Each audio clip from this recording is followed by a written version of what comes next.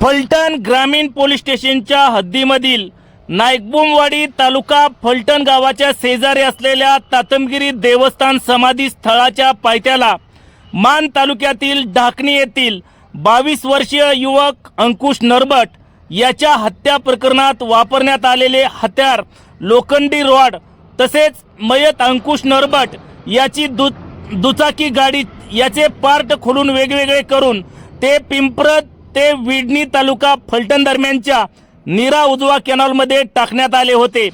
फलटण ग्रामीण पोलीस स्टेशनच्या डीबी पथकाचे पोलीस प्रमुख दीपक पवार, त्याचबरोबर पोलीस अंमलदार नितीन चतुरे, अमोल जगदाळे, श्रीनाथ कदम, हनुमंत धडस, वैभव सूर्यवंशी यांनी संशयित आरोपी आविष्कार भगत त्या ठिकाणावरती नेऊन या गुन्ह्यातील दुचाकी व रॉड लोखंडी रॉड हस्तगत करण्यात आला आहे।